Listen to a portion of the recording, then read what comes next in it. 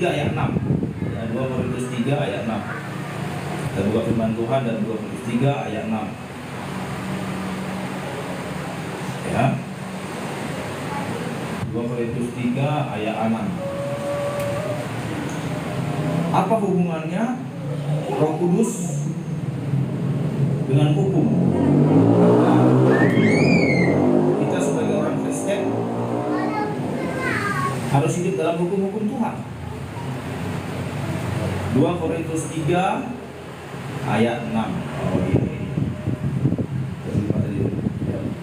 Sama-sama kita baca. 2 Korintus 3 ayat 6. Ya, sama-sama kita baca ya. 3, 2, 1. Dialah membuat kami juga sanggup menjadi pelayan-pelayan dari suatu perjanjian baru yang tidak terdiri dari hukum yang tertulis tetapi dari Roh. Sebab hukum yang tertulis tetapi Roh menghidupkan. Ya ini aja. Ya. Perhatikan ayat ini dengan baik. Di sini dikatakan apa? Ialah, maksudnya Tuhan lah. Ya, maksud ialah itu Tuhan. Kalau kita baca dari ayat sebelumnya, dari ayat 5. Tuhanlah membuat kami juga sanggup menjadi pelayan-pelayan. Ya, kita semua pelayan-pelayan dari suatu perjanjian baru. Ini dia. Dikatakan perjanjian baru berarti ada perjanjian lama. Ya. Kita sekarang hidup di perjanjian baru, bukan di perjanjian lama. Dan kita adalah pelayan-pelayan itu, pelayan-pelayan perjanjian baru. Apa yang dikatakan? Perjanjian baru ini apa yang membedakan dari perjanjian lama? Ini dia yang membedakan. Yang terdiri dari hukum yang tertulis. Yang tidak terdiri dari hukum yang tertulis. Hukum yang tertulis itu maksudnya hukum Taurat, firman Tuhan yang tertulis. Ya. Tetapi dari Roh. Ini dia. Perjanjian baru bukan berdasarkan hukum yang tertulis. Artinya bukan berdasarkan hukum Taurat lagi. Hukum Taurat perjanjian lama. Tetapi perjanjian baru berdasarkan Roh, tetapi dari Roh. Jadi perjanjian baru berbicara apa? Makanya saya katakan berulang kali beberapa minggu yang lalu, sekarang zamannya Roh Kudus.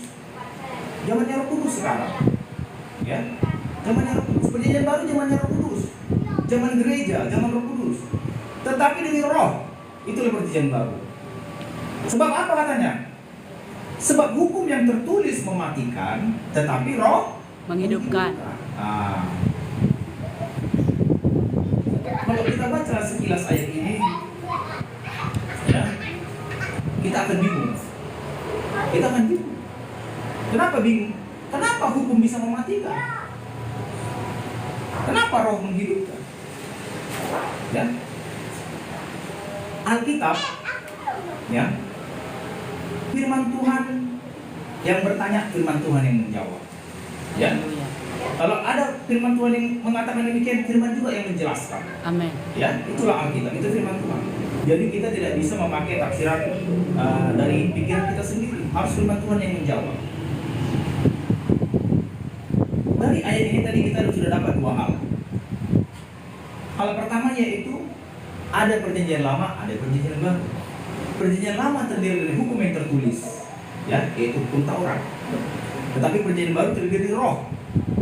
Jadi di sini kita dapat ada poin pertama. Poin pertama adalah perjanjian lama itu dari hukum tertulis, perjanjian baru itu adalah Roh, yaitu Roh Kudus. Tapi di sini ada poin yang mau ditekankan. Ya. Poin yang ditekankan itu apa?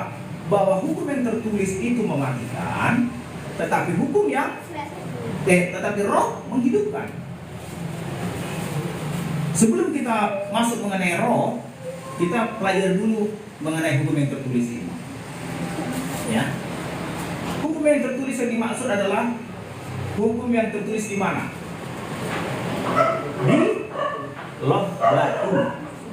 Itu maksudnya. Hukum yang tertulis di loh batu. Ada dua loh batu. Dan disitulah Tuhan menulisnya. Ya, di situ Tuhan menulis.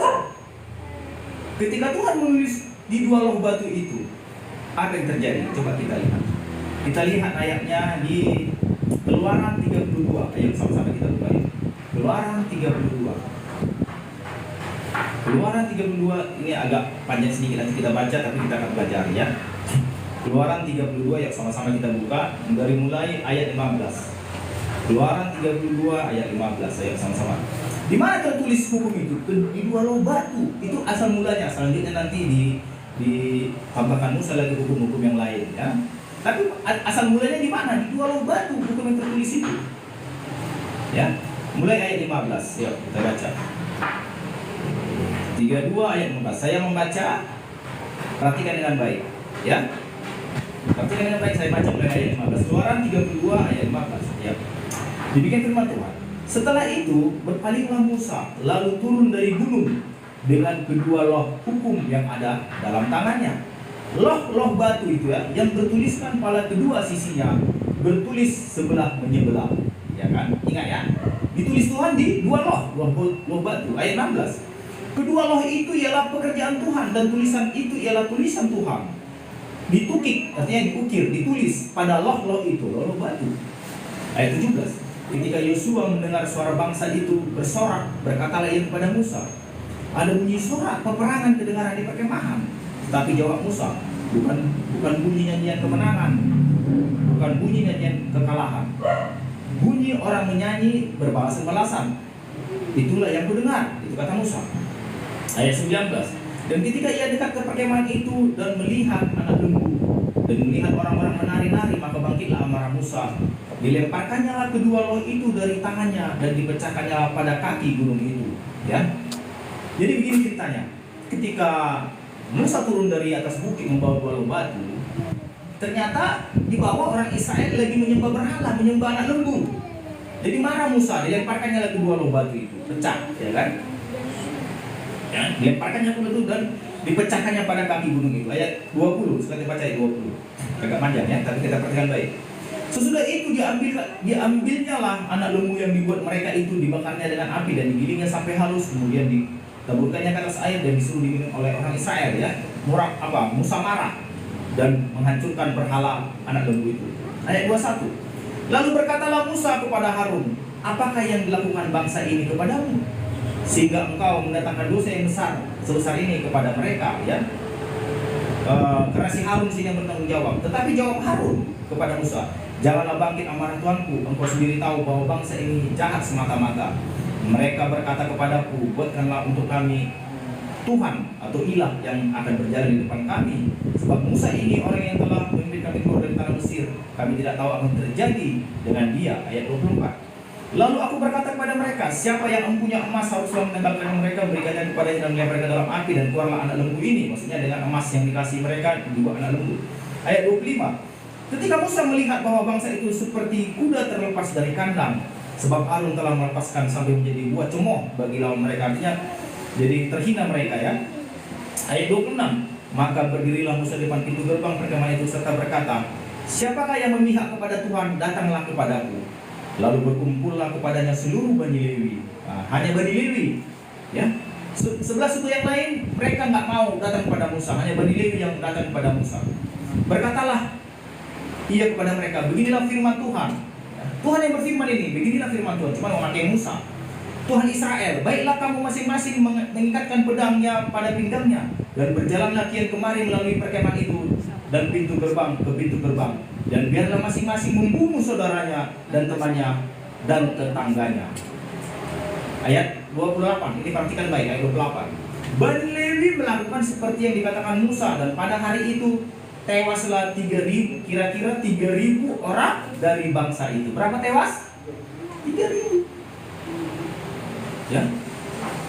Ketika Tuhan mengasih hukum, ya, tetapi gara-gara orang Israel yang belum, ya, hatinya belum benar, mereka masih suka menyembah berhala. Karena pada saat ini mereka baru keluar dari tanah Mesir. Apa yang terjadi? Tuhan murka, Tuhan marah dengan berhala itu, sehingga berfirmanlah Tuhan melalui Musa, katanya, bunuhlah saudaramu yang menyembah berhala tadi. Berapa orang mati? Berapa orang mati? 3.000. Perhatikan baik. Ketika hukum yang tertulis diberikan, tidak berselang lama 3.000 orang mati. Ya. Ketika hukum yang tertulis diberikan, nggak berselang lama 3.000 orang mati. Tetapi kita lihat perbedaannya di Perjanjian Baru. Ketika Roh Kudus dicurahkan, apa yang terjadi? Coba kita buka. 3.000 yang diselamatkan. Iya, coba kita lihat. Ada perbedaan. Haleluya, Bapak. Ada perbedaan. Coba kita lihat. Kita buka di Kisah Para Rasul. Kisah Para Rasul. Ketika hukum diberikan, tidak berselang lama 3.000 orang mati. Tetapi ketika Roh Kudus dicurahkan, tidak berselang lama, apa yang terjadi? Coba kita lihat. Kisah Para Rasul. Iya, Kisah Para Rasul pasal 2 ayat 4. Ya. Dari ayat 1 lagi saya baca ya. Ketika Roh Kudus dicurahkan, apa yang terjadi? Ayo kita buka Kisah Para Rasul pasal 2. Saya bacakan Kisah Para Rasul pasal 2. Ketika tiba hari Pentakosta, semua orang percaya berkumpul di satu tempat. Haleluya. Tiba-tiba turunlah dari langit suatu bunyi seperti tiupan angin keras yang memenuhi seluruh rumah di mana mereka duduk. Dan tampaklah kepada mereka lidah-lidah seperti nyala api yang bertebaran dan hinggap pada mereka masing-masing. Maka apa yang terjadi? Penuhlah mereka dengan Roh Kudus. Lalu mereka mulai berkata-kata dalam bahasa-bahasa lain seperti yang diberikan oleh Roh itu kepada mereka untuk mengatakannya. Itu yang terjadi. Itu yang terjadi. Ketika Roh Kudus dicurahkan, itu terjadi. Apa yang terjadi selanjutnya? Kita baca ayat 14. Kita Para Rasul pasal 2 ayat 14. Sesudah mereka dengan penuh Roh Kudus, maka Petrus bangkit dengan berani. Kita baca, ayo ayat 14. Kisah pasal 2 ayat 14 dikatakan apa? Maka bangkitlah Petrus berdiri dengan ke-11 rasul itu, dan dengan suara nyaring ia berkata kepada mereka, hai kamu orang Yahudi dan kamu semua yang tinggal di Yerusalem, ketahuilah dan camkanlah perkataanku ini. Orang-orang ini tidak mabuk seperti yang kamu sangka, karena hari baru pukul 9. Tetapi itulah yang difirmankan Tuhan dengan perantaraan Nabi Yoel akan terjadi pada hari-hari terakhir. Demikian firman Tuhan, bahwa aku akan mencurahkan Rohku atas semua manusia. Ketika Roh dicurahkan atas Perjanjian Baru, ya, inilah asal mulanya gereja dibentuk Perjanjian Baru. Roh dicurahkan. Tadi Perjanjian Lama ketika hukum diberikan, ya, tapi ini Perjanjian Baru, Roh dicurahkan. Apa yang terjadi? Kita buka di pasal 2 di ayat 41. Pasal 2 ayat 41. Ayo, saat ini sama-sama kita baca. Pasal 2 ayat sama-sama kita baca ya. 3, 2, 1. Orang-orang yang menerima perkataan itu memberi diri dibaptis, dan pada hari itu jumlah mereka bertambah kira-kira 3.000 jiwa. Kalau tadi di Perjanjian Lama ketika hukum yang tertulis diberikan, tidak berselang lama 3.000 orang mati. Tetapi ketika di Perjanjian Baru Roh dicurahkan, tidak berselang lama setelah Petrus berkhotbah, apa yang terjadi? 3.000 orang bertobat. Kalau saudara baca ayat ini, Petrus berkhotbah hanya sekitar 3 menit. 3 menit. Paling lama 5 menit. Baca ayat ini. Kalau berkhotbah kira-kira Petrus dari ayat pasal 17 sampai pasal ayat 26, ya, atau 36 itu Petrus berkhotbah. Membacakan itu Petrus berkhotbah paling habis waktu 5 menit. Tapi dengan khotbah 5 menit bisa 3.000 orang datang. Bayangkan. Haleluya. Dengan khotbah 5 menitnya Petrus bisa 3.000 orang datang. Itulah kalau Roh Kudus dicurahkan. Sehingga apa yang dikatakan tadi di 2 Korintus pasal 3, bahwa hukum yang tertulis mematikan, tetapi di situ Roh menghidupkan. Roh menggerakkan orang datang kepada Tuhan. Haleluya. Roh menggerakkan orang datang kepada Tuhan. Seperti firman Tuhan ada tertulisnya kan? Kalau bukan Bapakku tidak menarik, tidak ada yang datang. Haleluya. Roh yang menarik, Roh yang menarik, Roh yang menggerakkan. Ya. Jadi Perjanjian Baru zamannya Roh Kudus, Roh yang menarik, Roh yang menarik. Bukan hukum yang menarik orang datang kepada Tuhan, bukan hukum, bukan Roh. Roh Kudus yang menarik jiwa-jiwa datang kepada Tuhan, bukan hukum. Kalau kita khotbahkan hukum nanti orang lari orang takut. Tapi kalau kita naikkan Roh Kudus, puji Tuhan, sembah Tuhan, Kuat kita bersekutu, jiwa-jiwa datang, jiwa-jiwa datang. Roh bekerja. Seperti firman Tuhan katakan, ia akan menginsafkan mereka. Roh Kudus akan menginsafkan mereka. Akan Haleluya. dosa, akan penghakiman, akan kebenaran. Roh Kudus yang bekerja. Ini zaman perjanjian baru. Roh Kudus yang bekerja. Ya. Kalau kita mau memberitakan Injil dengan hukum, mereka nggak datang. Nggak datang. Tapi beritakanlah Roh Kudus, kita beritakan Roh Kudus. Mereka datang. Roh Kudus itu lemah lembut. Roh Kudus itu manis, lemah lembut. Engkau haleluya. Kau lembut, kau manis, kaulah penghibur. Itu yang dibutuhkan dunia. Dunia sekarang butuh hiburan. Oh, haleluya. Dunia sekarang banyak ditimpa masalah, ditimpa duka. Mereka butuh penghibur. Dunia mencari hiburan dengan hal-hal yang nggak benar, alkohol, hiburan-hiburan duniawi, hiburan dari. Padahal ada hiburan dari Roh Kudus. Amin, amin. Ya, itu yang dibutuhkan. Engkau lembut, engkau manis, engkau Kalau penghibur. Ini yang kita beritakan supaya mereka datang. Ya, ini yang kita beritakan. Roh Kudus. Roh Kudus akan menarik mereka. Roh Kudus akan menginsafkan mereka. Haleluya. Roh Kudus akan menginsafkan. Karena hukum yang tertulis mematikan, tetapi Roh itu menghidupkannya. Coba kita baca lagi supaya kita mengerti bagaimana hukum ini mematikan, tetapi Roh menghidupkan. Artinya begini, yang mau saya sampaikan sini bukan maksud saya menyampaikan ini bukan berarti hukum tak penting. Hukum penting, ya. Tetapi kalau kita berjuang melakukan hukum dengan kekuatan daging, kita pasti mati. Dengan kekuatan Roh nanti kita pelajari. Coba kita pelajari dulu bagaimana Roh ini hukum ini mematikan kita. Coba kita buka di Roma pasal 7. Kita akan pelajari bagaimana hukum ini mematikan. Roma pasal 7.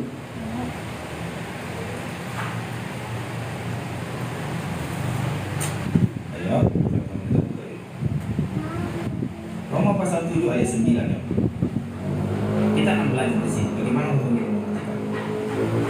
Roma pasal 7 ayat 9. Sudah dapat? Ya, kita baca ya. Dahulu aku hidup tanpa hukum Taurat. Ya, maksudnya orang yang mengenal hukum, ya, tak mengenal hukum Taurat, hidup tanpa hukum Taurat, karena nggak mengenal. Dahulu aku hidup tanpa hukum Taurat. Akan tetapi sesudah datang perintah itu, maksudnya sesudah datang hukum Taurat, sudah kita kenal hukum Taurat, dosa mulai hidup. Artinya, ketika hukum Taurat belum ada, Tuhan nggak memperhitungkan dosa manusia, nggak perhitungkan Tuhan dosa manusia. Tetapi ketika hukum Taurat sudah ada, diperhitungkan Tuhan dosa karena sudah ada hukum yang mereka langgar.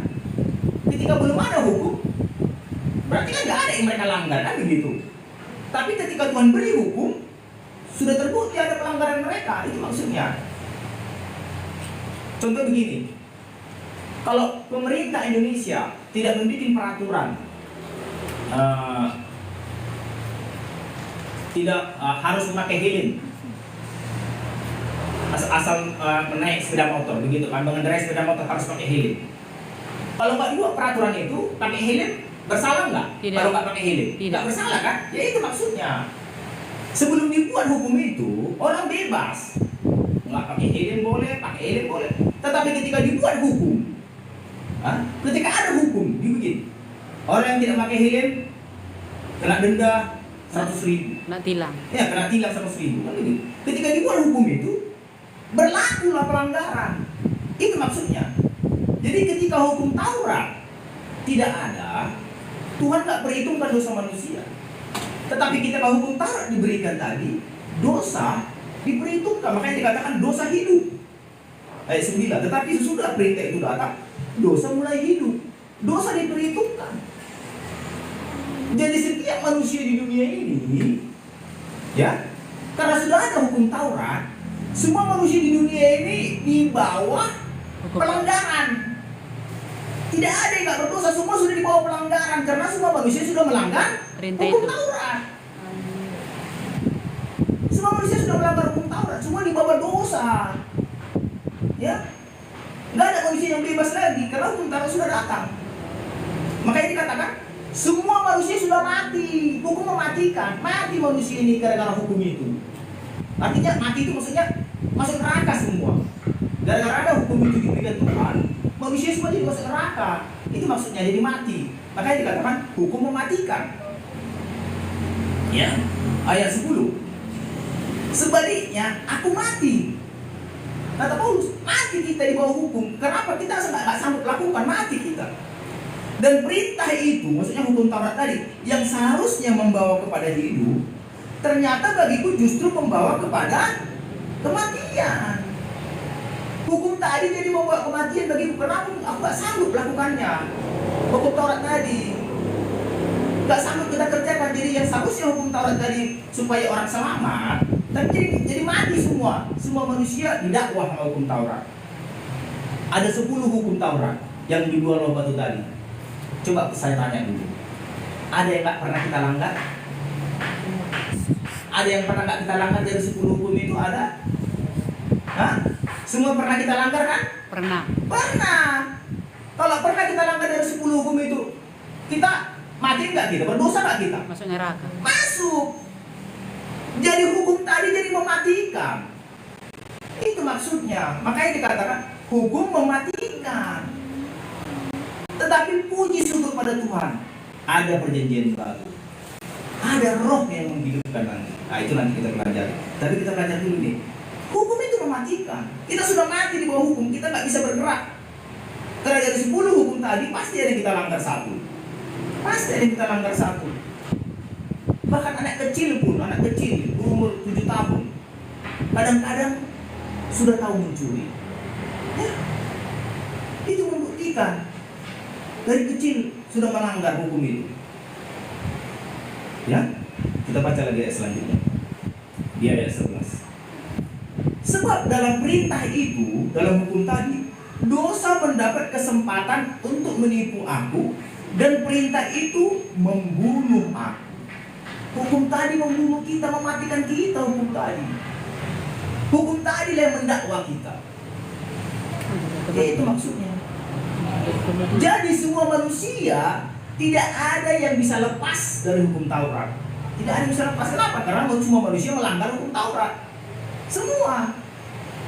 Jadi kalau manusia menyadari betapa dia sudah celaka, celakalah saya, celakalah, sudah melanggar hukum itu, pasti dia takut. Makanya perlu juru selamat. Haleluya. Perlu juru selamat. Kenapa? Karena di bawah hukum kita mati. Kalau orang mati, contoh, sebentar contohnya begini, sudah ditentukan 5 tahun lagi kau dihukum mati.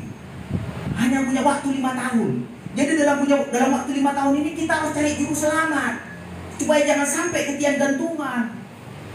Dibikin juga manusia, umur manusia berapa tahun? 70 tahun. Sebelum selesai 70 tahun ini, carilah juru selamat. Haleluya. Karena kalau sudah mati nanti udah selesai. Tidak ada lagi juru selamat. Juru selamat itu sekarang kita cari. Ketika masih hidup. Karena hukum ini mau membunuh kita, mau mendakwa kita. Sebentar lagi, waktu kita nggak lama lagi. Itulah orang-orang dunia ini. Mereka di bawah hukuman.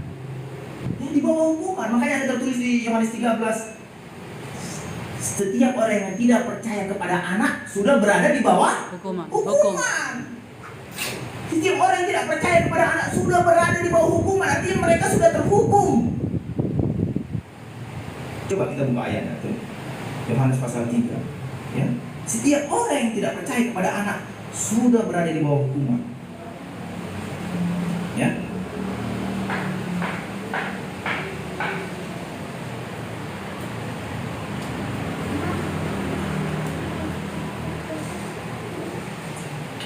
Ayat 18, Yohanes 3 ayat 18. Yohanes 3 ayat 18. Karena hukuman mati sudah menanti orang-orang yang melanggar hukum Taurat. Karena hukum itu mematikan. Yohanes 3 ayat 18, seorang baca. Barang siapa percaya kepada Yesua, Iya. ia tidak akan dihukum. Iya, Barang siapa tidak percaya, ia telah berada di bawah hukuman. iya, Sebab ia tidak percaya dalam nama Yesua Hamasia. iya, anak tunggal Elohim. Siapa yang nggak percaya sama juru selamat sudah di bawah hukuman. Sudah di bawah hukuman mereka. Mereka hanya jadi menunggu. Hukuman mati sudah menunggu. Hukuman mati sudah menunggu.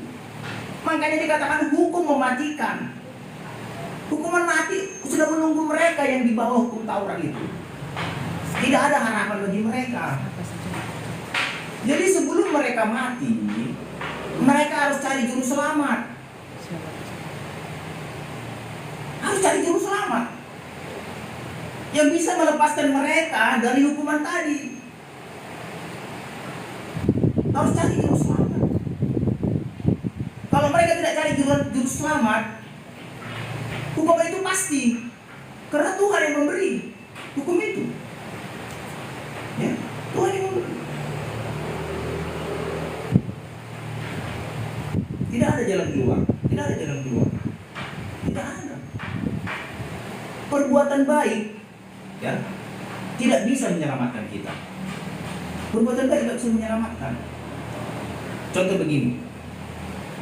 Saya katakan perbuatan baik tidak bisa menyelamatkan begini. Ada seorang menjual ganja, ya, tertangkaplah dia, dijual, ya, masuk kantor polisi, tangkap, masuk ke pengadilan, dihakimi di pengadilan. Karena Anda menjual ganja, menjual narkoba, Anda dihukum 5 tahun. Ya, datang dia membela diri. Pak Hakim, janganlah dihukum saya kan orang baik. Kenapa? Saya baik sama orang tua, saya baik sama adik saya baik sama tetangga saya suka memberi sumbangan, ya. Saya suka membagi-bagi uang, ya, sama tetangga saya hormat sama orang tua. Orang tua saya belikan rumah, saya belikan mobil, adik-adik saya juga saya kuliahkan dengan uang hasil dari narkoba ini, katanya gitu kan. Dia berjualan narkoba, tapi uangnya dibikin untuk membantu masyarakat. Baik dia. Pertanyaannya, apa bisa kebaikan itu melepaskan dia dari hukuman? Tidak. Bisa? Tidak. Nggak bisa. Makanya kebaikan di hadapan hukum pada artinya. Seberapa baik pun kita sama orang, ya nggak bisa. Kesalahan tadi kita karena melanggar hukum, ya, tidak bisa ditutupi dengan kebaikan. Nggak bisa. Jadi kalau ada orang beranggapan berbuat baiklah supaya berkurang dosa kita, enggak, itu nggak benar. Itu ajaran yang sesat. Perbuatan baik nggak menutupi dosa. Perbuatan baik nggak menutupi dosa. Pelanggaran kita terhadap hukum tidak bisa digantikan dengan perbuatan baik sebesar apapun perbuatan baik. Haleluya. Ya. Bisa kira-kira tadi dibela hakim. Kalau alasannya saya berbuat baik sama orang tua, saya berbuat baik sama tetangga, bisa bebas dia. Oh, gara-gara kau berbuat baik maka bebaslah kau dari hukuman ini, jual narkoba ini. Bisa? Nggak bisa kan? Tidak bisa. Nggak bisa. Nggak bisa. Jadi demikianlah kita di hadapan hukum Taurat. Hukum Taurat mendakwa kita, perbuatan baik nggak bisa menutupinya. Nggak bisa menutupinya. Ya. Makanya saya katakan tadi, tidak ada jalan keluar. Nggak bisa menutupinya.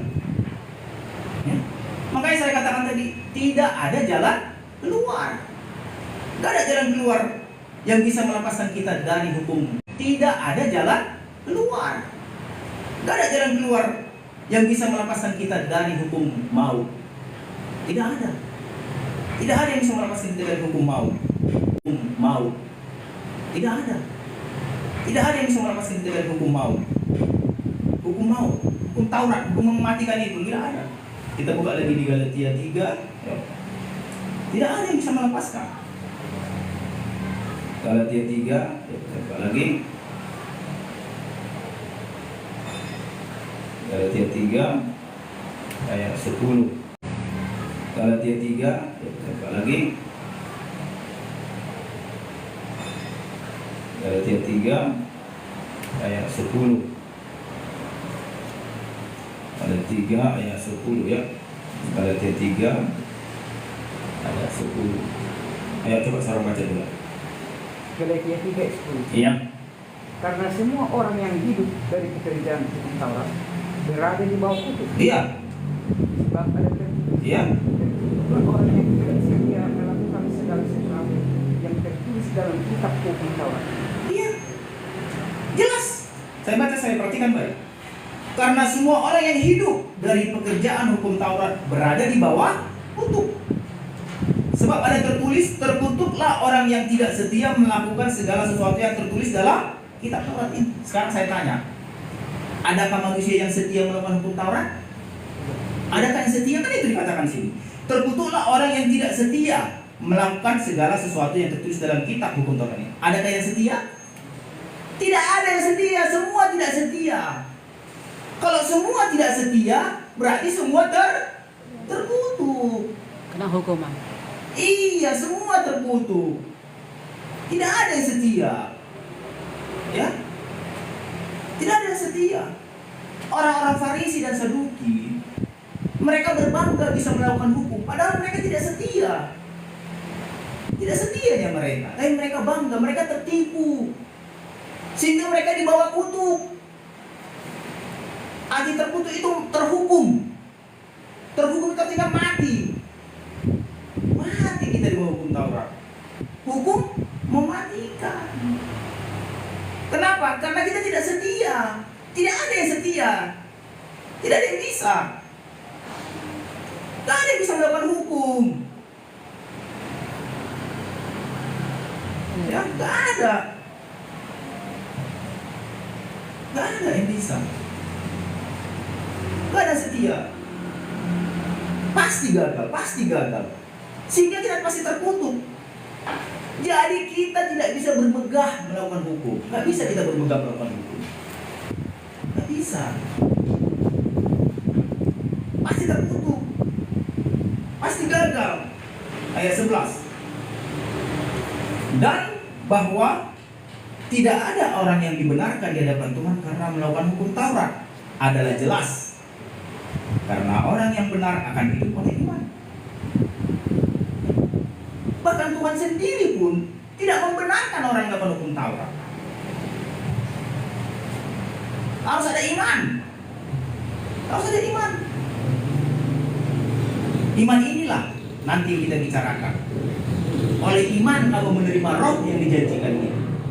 Nah, ini dasarnya. Baru kita bisa hidup. Oleh iman kamu menerima roh yang dijanjikan itu. Haleluya. Tapi kita belajar mengenai hukum ini. Ya. Jadi jelas tidak ada yang sanggup melakukan hukum Taurat. Kita tidak setia. Firman Tuhan mengatakan terkutuklah orang yang tidak setia. Kutuk itu bagian kita. Tapi puji Tuhan, Yesus Kristus telah membuat ini di ayat 14. Supaya dikatakan kutuk tadi di ayat 13, Kristus telah menebus kita dari kutuk hukum Taurat dengan jalan menjadi kutuk karena kita. Harus perlu juru selamat yang mengambil kutuk itu. Harus ada juru selamat yang mengambil kutuk itu. Kalau kita baca di ayat 13, saya bacakan ayat 13. Kristus telah menebus kita dari kutuk. Ya. Menebus kita dari kutuk tadi, kutuk kematian itu, dengan jalan menjadi kutuk karena kita. Menjadi kutuk, dia mati. Maksudnya kutuk itu mematikan tadi karena kita. Sebab ada tertulis, terkutuklah orang yang digantung pada kayu salib. Jadi kutuk tadi digenapi Tuhan di dalam kayu salib. Haleluya. Itu maksudnya. Makanya saya katakan tadi, kita perlu juru selamat yang mengambil kutuk itu. Kematian tadi, hukum mematikan, kita sudah mati. Yang mengambil kematian itu, siapa yang mengambil kematian itu? Siapa yang mau mengambil kutuk tadi? Karena hukum tadi mematikan. Harus ada yang mengambil. Harus ada juru selamat yang mengambil kutuk kematian tadi. Di sini dijelaskan. Ya, di ayat 13 dijelaskan. Kristus telah menebus kita dari kutuk kematian tadi, hukum mematikan tadi, dengan jalan menjadi kutuk Karena kita. Baru nanti berkatnya dari ayat 14, supaya berkat Abraham menjadi begini. Ya. Jadi jelas ya, hukum mematikan, tetapi roh menghidupkan. Jadi tidak ada orang yang selamat gara-gara melakukan hukum. Tidak ada. Artinya begini, jangan kita berbangga melakukan hukum. Jangan kita berbangga melakukan hukum. Tapi berbanggalah kita menerima Roh Kudus. Berbanggalah kita menerima Roh Kudus.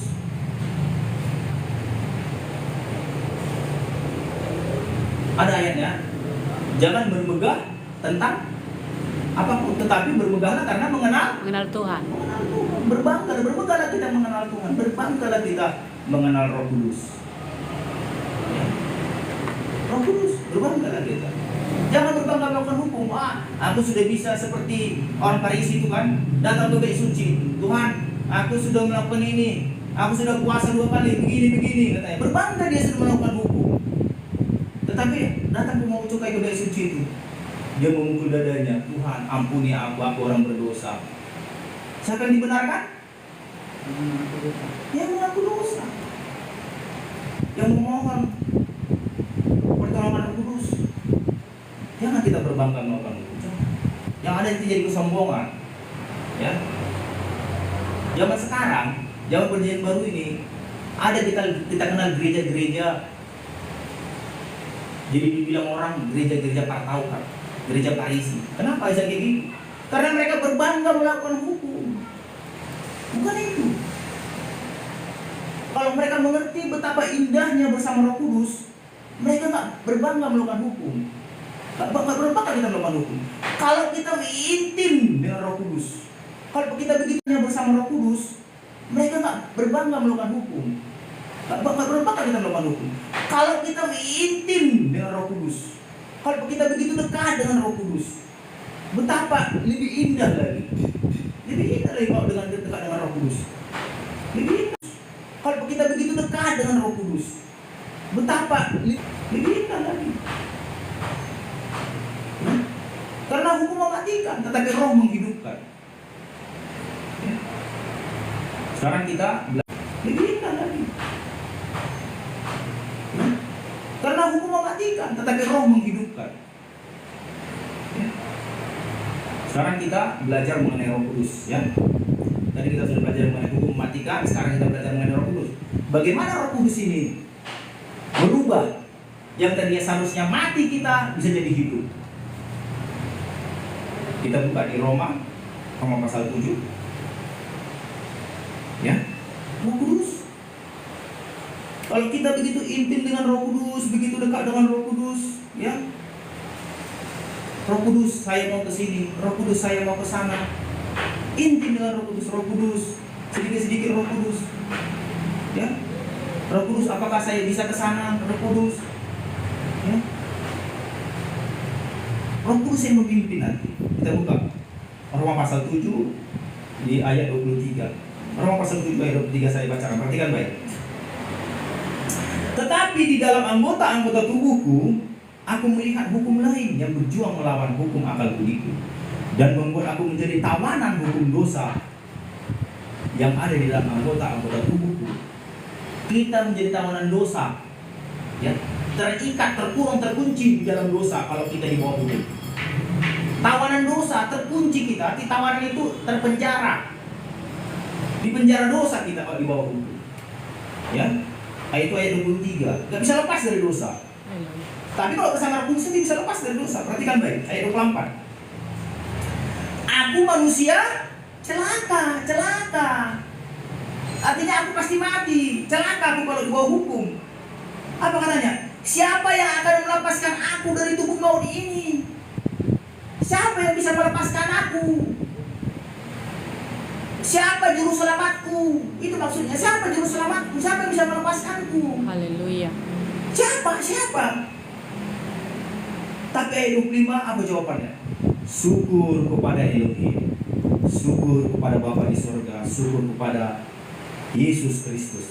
Syukur kepada Elohim oleh siapa?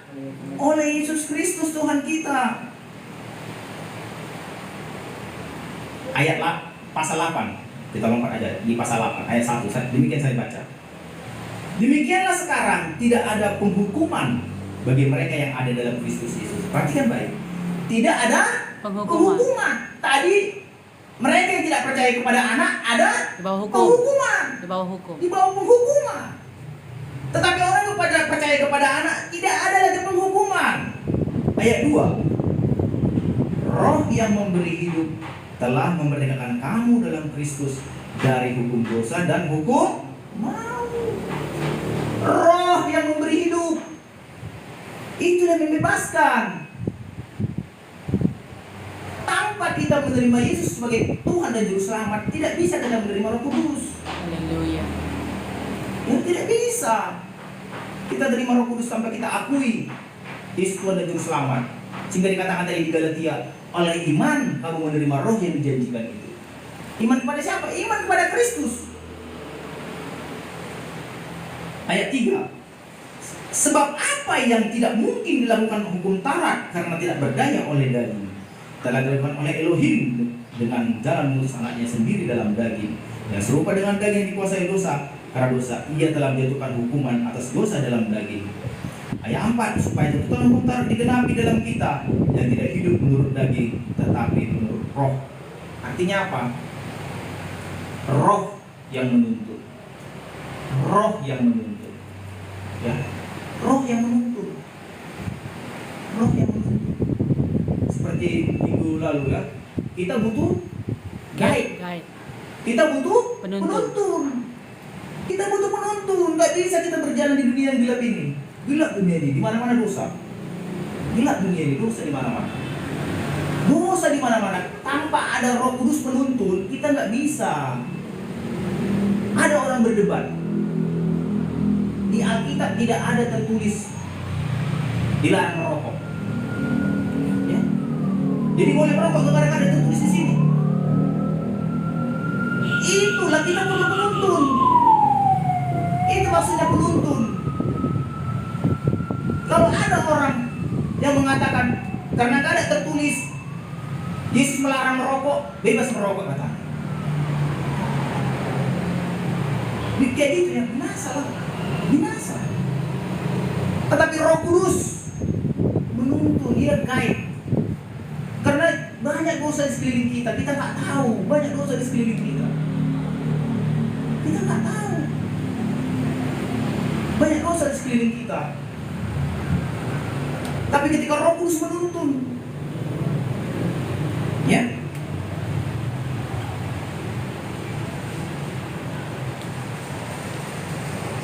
dia akan menentukan nanti, mengajari kita, ya. Kalau kita baca ayat selanjutnya, ya, begitu indah penjelasan mengenai Roh Kudus. Kita baca coba di ayat apa ya? Di ayat 13. Ini yang penting, ayat 13. Perhatikan baik. Ayat 13. Ini kuncinya. Di ayat 13 kuncinya. Roma 8 ayat 13. Perhatikan baik, ini kuncinya. Sama-sama kita baca yuk, karena ini begitu penting. Sama-sama kita baca. 3, 2, 1. Sebab jika kamu hidup menurut daging, kamu akan mati. Tetapi jika oleh Roh kamu mematikan perbuatan-perbuatan tubuhmu, kamu akan hidup. Tahu maksudnya jika kamu hidup ini? Jika oleh Roh kamu mematikan perbuatan-perbuatan tubuhmu, kamu akan hidup. Tahu maksudnya jika kamu hidup ini? Sebab jika kamu hidup menurut daging, tahu maksudnya? Artinya jika kamu melakukan hukum dengan kekuatan daging, itu maksudnya. Kau mau melakukan hukumnya kau. Rindu. Berarti perbuatan daging jadi berzina, bukan itu maksudnya. Artinya rindu yang melakukan hukum, tapi dengan kekuatan daging. Kekuatan sendiri. Iya, dengan kekuatan sendiri itu maksudnya, bukan perbuatan daging orang bukan itu. Itu kalau dibilang orang yang berbuatan daging bukan itu, ya memang mereka orang binasa. Tetapi yang dimaksud di sini orang sudah mengenal Tuhan, rindu melakukan firman Tuhan, tapi mengandalkan daging, itu maksudnya. Kamu tidak bisa melakukan hukum mengandalkan daging. Nggak bisa. Kenapa? Kamu akan mati. Sebab jika kamu hidup menurut daging, kau lakukan hukum tadi dengan kekuatan dagingmu, kau lakukan. Mati, kita nggak sanggup. Rindunya kita melakukan hukum, tapi nggak ada Roh Kudusnya. Pasti kalah, pasti kalah, pasti kalah. Tetapi apa dikatakan sini? Tetapi jika oleh Roh, tetapi jika dengan kekuatan Roh Kudus kamu melakukan hukum-hukum tadi, Kamu akan hidup. kamu akan hidup. Itu maksudnya. Artinya sumber kekuatannya yang dimaksud di sini. Sumber kekuatanmu dari mana? Dari daging kah? Atau dari roh? Kalau kamu melakukan hukum dengan kekuatan daging, pasti gagal. Pasti gagal. Ya, pasti gagal. Karena mematikan. Tetapi oleh roh, kamu akan hidup. Tetapi jika oleh roh, artinya kata oleh. Ngerti maksudnya kata oleh? Oleh roh, artinya roh itulah yang bekerja. Itu maksudnya, roh itu yang bekerja. Bukan lagi dagingmu yang bekerja, roh itu yang bekerja. Haleluya. Oleh roh. Perhatikan baik. Tetapi jika oleh roh, kamu mematikan perbuatan-perbuatan tubuhmu, kamu akan hidup. Roh itu yang bekerja memampukan kita melakukan hukum. Ya. Roh itu nanti menuntun kita, ini dosa, ya kan? Ketika roh itu mengatakan ini dosa, kita terdorong untuk menjauhinya. Haleluya. Bukan malah menjadi ingin mempertahankannya dengan berdebat. Saya heran ya kan, orang sudah sarjana teologi ya, tapi bisa membela rokok. Gimana itu? Bisa dibelanya bahwa rokok itu boleh katanya, tapi udah sarjana teologi. Sarjana teologi, sarjana apa? Apa lagi yang lebih tinggi dari teologi lagi? Doktor. MMDH. Doktor teologi. Tapi bisa dibilangnya boleh menyembah berhala, boleh kita pesta sinkretisme. Ada istilah di dalam sinkretisme. Sudah S2, sudah S3 teologi, udah. Kenapa bisa begitu? Karena tidak ada Roh Kudus. Kalau ada Roh Kudus pasti tidak dibelanya bisa berhala itu. Kenapa? Hukum mematikan. Dia banyak punya pengetahuan, tidak ada roh. Ya, sampai sekarang masih terjadi perdebatan antara profesor-profesor teologi itu mengatakan boleh ikut pesta-pesta, boleh. Ada yang bilang nggak boleh. Kenapa bisa ada dua perbedaan? Satunya firman Tuhan. Perbedaannya di roh. Ada yang tidak memakai roh, ada yang memakai roh. Ya, itu membedakan. Kalau kita benar-benar dari Roh Kudus, kita bisa mendeteksi di acara ini ada berhala apa tidak. Kita bisa deteksi, roh kita bersaksi bersama Roh Kudus katanya. Roh Kudus bersaksi bersama roh kita, perkumpulan ini ada berhala di dalam. Ya, perkumpulan ini ada berhala di dalam.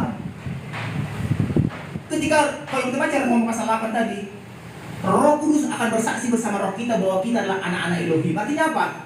Kalau kita anak Elohim, kita tahu siapa yang di luar Elohim. Kita tahu siapa yang di luar Tuhan.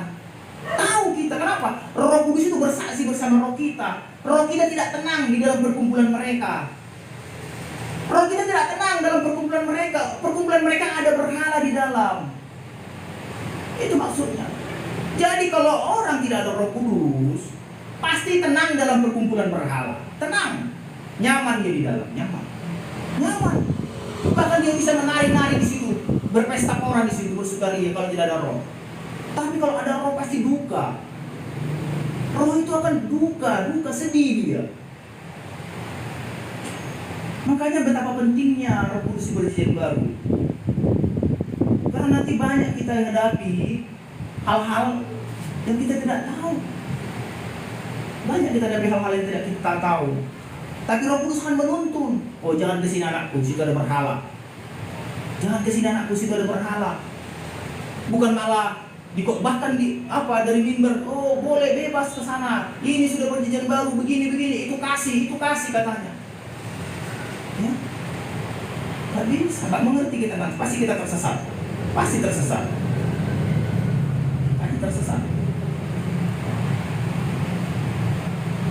Ya.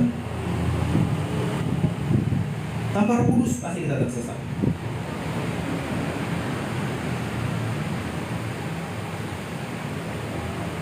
Coba kita baca lagi di ayat 14-nya. Ayat 13 tadi itu ya, ayat 14-nya. Ayat 14-nya. Saya bacakan ya, bacakan baik. Semua orang yang dipimpin Roh Tuhan, Roh Elohim adalah anak Tuhan. Haleluya. Sebab kamu tidak menerima roh perbudakan yang membuat kamu menjadi takut, tetapi kamu telah menerima roh yang menjadikan kamu anak-anak Elohim.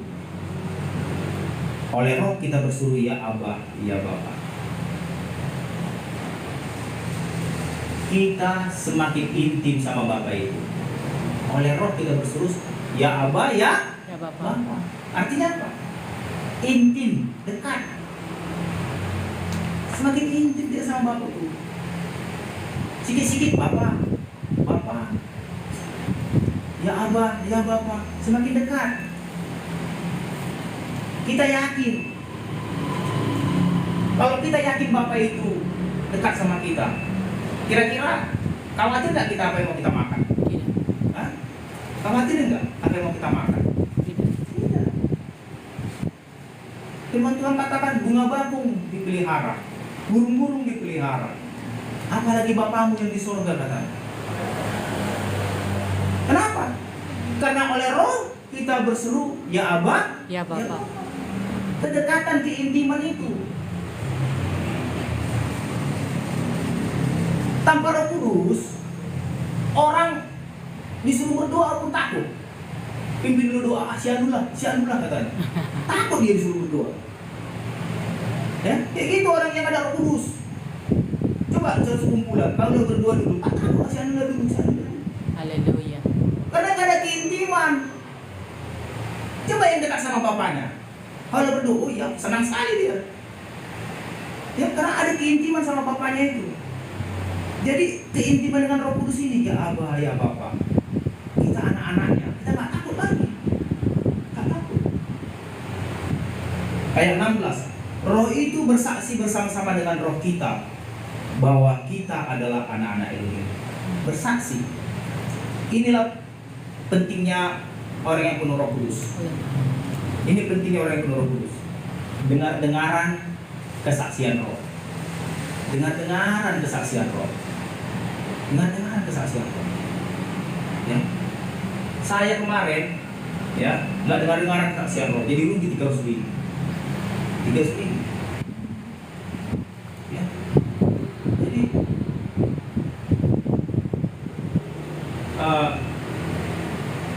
ada di sebelah kan lagi membangun, ya kan? Ternyata keran air dihidupkan, ya. Baru di rumah sebelah di rumah ini, keran air dihidupkan. Jadi kayaknya di hati itu ada bersih. Lihat keran air itu, nggak apa-apanya itu. Lihat keran air itu, nggak apa-apanya itu. Kayaknya ada apa di sini keran air itu. Tapi saya abaikan. Hari Minggunya baru saya lihat. Ternyata dari hari Sabtu sampai hari Minggu itu terus air.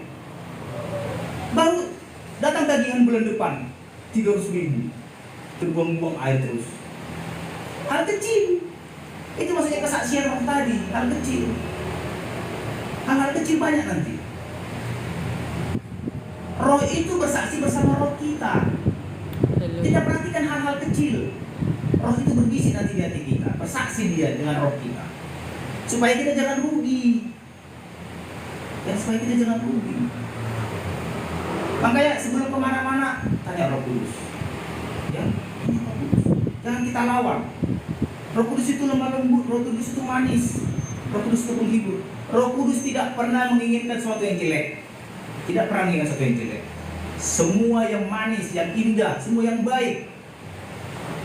Yeremia mengatakan apa? Rancanganku adalah rancangan damai sejahtera. Damai sejahtera untuk kita semua. Itulah rancangan Roh Kudus untuk kita. Ya. Perhatikan. Kalau Roh Kudus bersaksi. Ya. Kalau Roh Kudus bersaksi.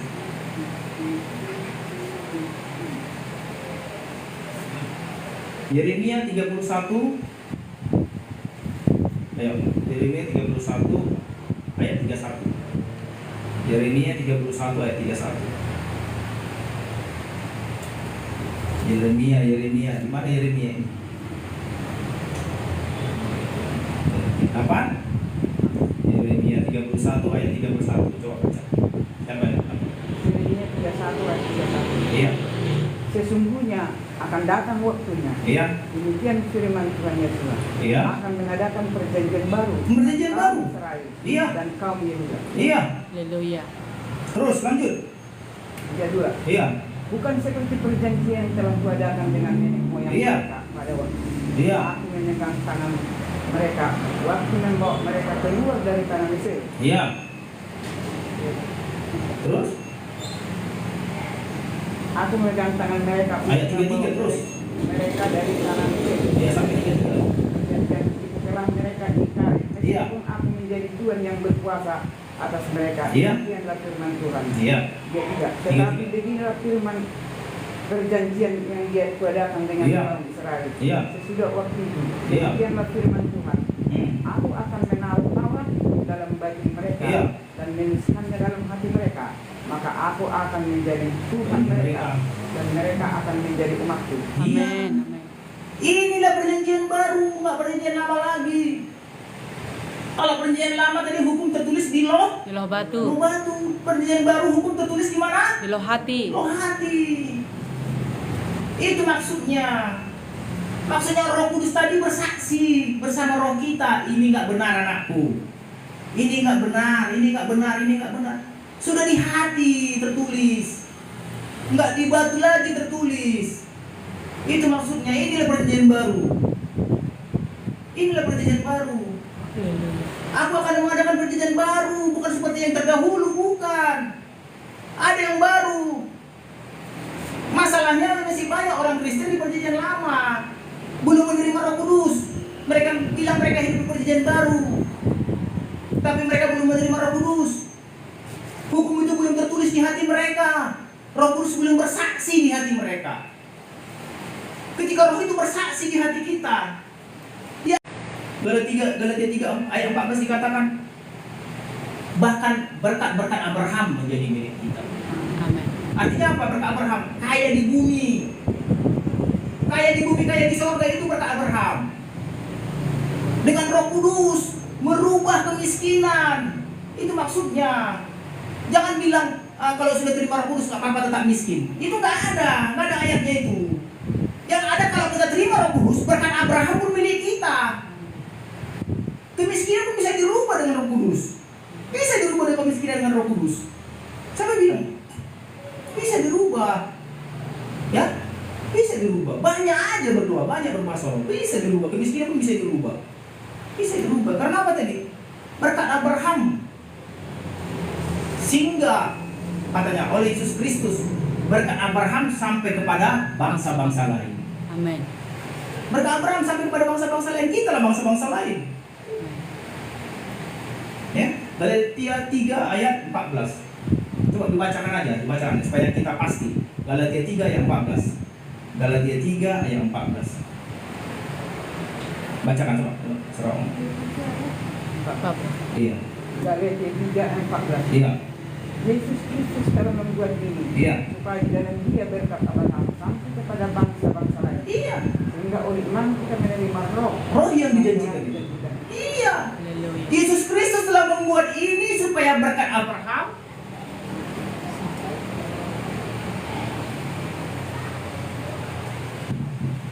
Yesus Kristus membuat ini supaya berkat Abraham sampai kepada bangsa-bangsa lain. Haleluya. Sehingga oleh iman kita menerima roh yang dijanjikan itu. Ya. Jadi luar biasa berkat Tuhan kalau kita terima Roh Kudus. Haleluya. Kita pun jadi anak Abraham, kaya di bumi, kaya di sorga. Ada pun Abraham sangat Sangat kaya. kaya. Itu ayatnya. Adapun Abraham sangat kaya. Jadi Roh Kudus pun bukan hanya bisa memampukan kita melakukan hukum, tapi Roh Kudus juga bisa merubah kemiskinan menjadi kekayaan. Sakit penyakit bisa dirubah jadi sehat. Haleluya. Itu pekerjaan Roh Kudus. Ya. Ayat terakhir Ibrani 3 ayat 2 ya. Sebelum kita selesai Ibrani 3 ayat 2. Ibrani 3 ayat 2. Ini yang terakhir. Kalau kita dekat-dekat dengan Roh Kudus, Ibrani 3 ayat 2. iya. Yang setia kepada dia. Belum, Ibrani 4 salah, bukan Ibrani 3, Ibrani 4 ayat 2. Ibrani 4 ayat 2. Ibrani 4 ayat 2. Ya. Ya. Ibrani 4 ayat 2. Ibrani 4 ayat 2. Iya. Karena kepada kita diberitakan juga kabar kesukaan, Iya. sama seperti kepada mereka. Iya. Tetapi firman penderitaan itu tidak berguna bagi mereka, karena tidak bertumbuh bersama-sama oleh iman Iya. dengan mereka yang mendengarnya. Ayat 3. Sebab kita yang beriman akan masuk ke tempat pengungsian seperti yang dikatakan, sehingga Yesus masih bersumpah Iya. dari murkanya. Iya. Mereka akan masuk ke tempat pengungsian itu. Iya. Sekalipun pekerjaan mereka sudah selesai sejak dunia dijadikan. Iya. Perhatikan baik. Karena kepada kita diberitakan juga kabar kesukaan sama seperti kepada mereka orang Israel maksudnya. Haleluya. Ya. Tetapi firman pemberitaan itu tidak berguna bagi mereka. Artinya kabar kesukaan itu tidak mereka dapatkan karena tidak bertumbuh bersama-sama oleh iman. Ya, mereka belum terima Roh Kudus. Ya, belum terima Roh Kudus dengan mereka yang mendengarkannya. Ayat 3, sehingga kita yang beriman akan masuk ke tempat perhentian. Seperti yang saya katakan, artinya begini. Dengan imanlah, dengan Roh Kuduslah kita bisa masuk ke perhentian Tuhan. Hari perhentian. Hari perhentian itu apa? 1000 tahun damai. Itu hari Haleluya. perhentian. Jadi jangan harap bisa masuk ke 1000 tahun damai tanpa Roh Kudus. Gak bisa. Gak bisa. Perhatikan ini. Tidak berguna bagi mereka karena tidak bertumbuh bersama iman. Tapi kalau kita dengan iman tadi yang dengan iman tadi kita peroleh Roh Kudus, kita bisa masuk ke hari perhentian. Hari perhentian itu apa? 1000 tahun damai. Itu yang kita rindukan. Yaitu apa? Pengangkatan, rapture. Itu yang kita rindukan, hari perhentian. Jadi peliharalah Roh Kudus. Pelihara Roh Kudus. Itu yang kita rindukan, hari perhentian. Jadi peliharalah Roh Kudus. Pelihara Roh Kudus. Yang tidak pelihara. Itu yang mengapakan kita nanti, yang bisa mengangkat kita waktu hari pengangkatan, hari rapture, yang membawa kita kepada hari perhentian. Ya, bertumbuh dengan iman. Amin. Kalau nggak bertumbuh dengan iman, tidak berguna katanya. Berita kesukaan itu tidak berguna kalau nggak bertumbuh dengan iman. Tapi kalau bertumbuh dengan iman, dengan Roh Kudus, baru berguna. Ya, demikian firman Tuhan. Mari kita berdoa. Bapa di sorga, terima kasih buat firman yang mengajar kami Tuhan, Sudah mendengar. bahwa hukum yang tertulis mematikan tetapi roh menghidupkan. Terima kasih buat firman-Mu Bapa. Roh Kudus, kami butuh tuntunan-Mu. Tanpa-Mu Roh Kudus kami Haleluya. tidak bisa berbuat apa-apa. Sebab Engkaulah Roh Kudus yang memampukan kami untuk bertumbuh Bapa, untuk bertumbuh sehingga pada akhirnya kami menerima segala janji-janji berkat-Mu. Bahkan boleh Haleluya. masuk kepada hari perhentian, yaitu kerajaan 1000 tahun. Terima kasih Bapak yang baik. Sama-sama kita katakan amin. Haleluya. Haleluya. Bagaimana ganti? Makanya janji. Shalom. Saya